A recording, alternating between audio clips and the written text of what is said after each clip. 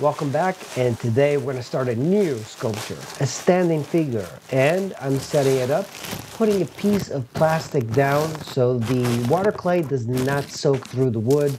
This way I can keep reusing this wooden platform for many years.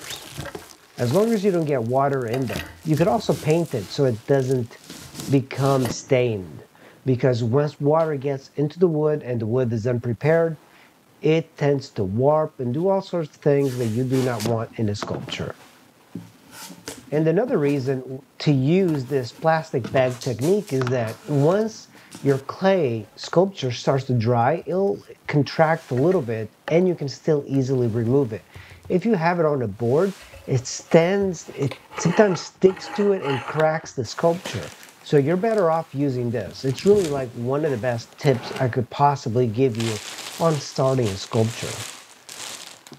The clay I'm using is a standard red clay. This is my last bag of red clay. I'm gonna need to buy some more.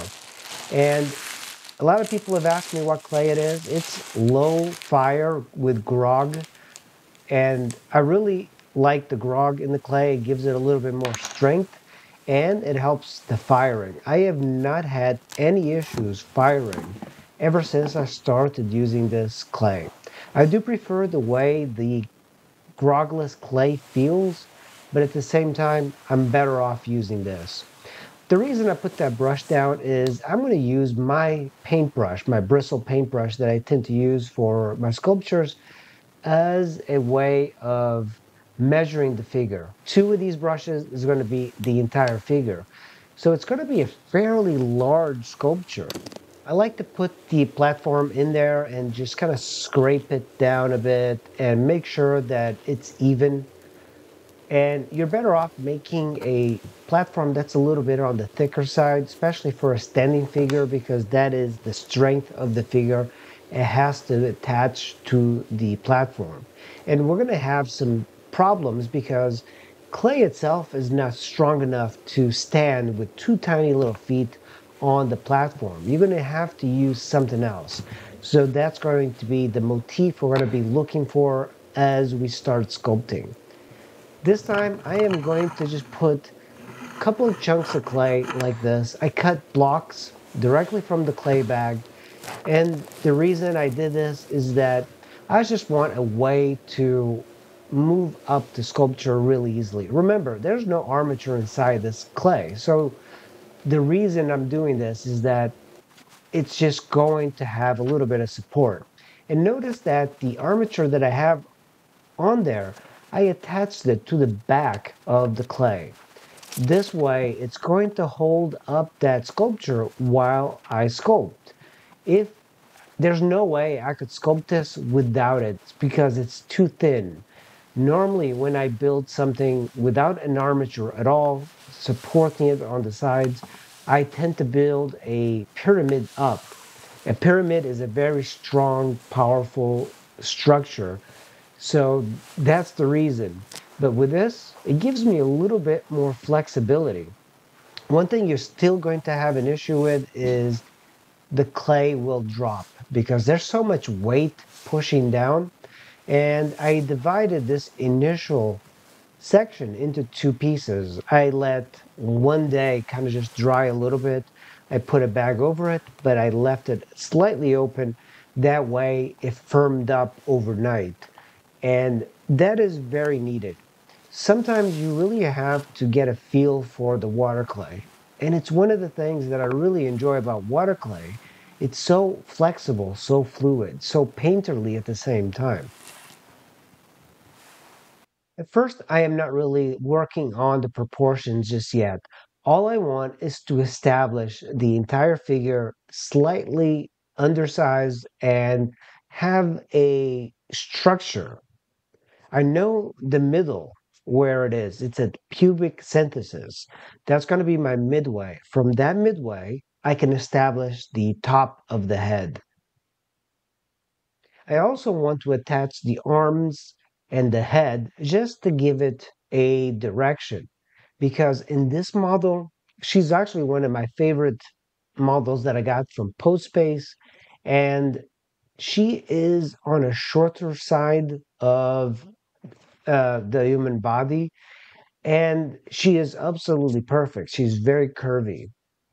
And I'm going to try to get this curviness into the final sculpture.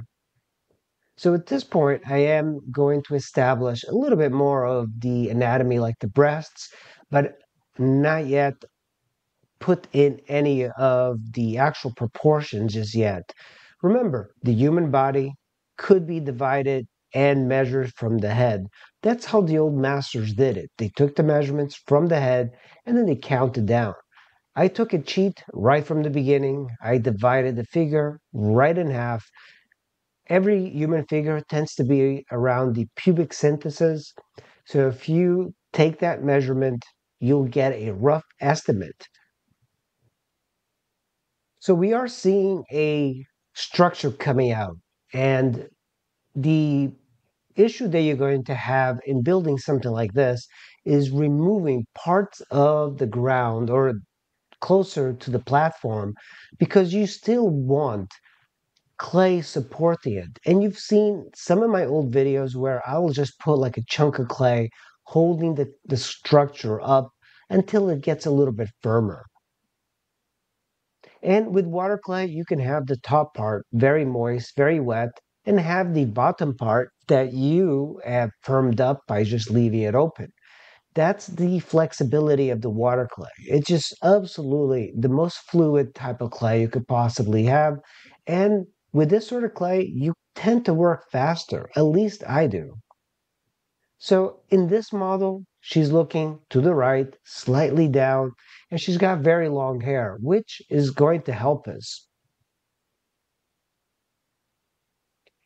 In antiquity, sculptures are usually held up with some sort of structure because they're just not strong enough. Even marbles are not strong enough to hold up just from that weight of two resting points. So I'm adding a little bit to the head. And at this point, I think I need to let this firm up overnight. This is what I do. I put a couple of bags over my clay model and I make sure that I kind of touch the clay. So I take my hands and I just kind of push the clay, push the bag into the clay itself. And you see there's still some openings. I have another bag that's much bigger that's going to go over the armature and cover the entire sculpture. You don't have to do this if you don't have an armature, but it just one bag is enough. But I find that keeping everything nice and closed keeps the clay moist for the next session. In the next session, we're going to be working on proportion for this particular model. So stay tuned, make sure you hit like and subscribe, and I'll see you on the next video.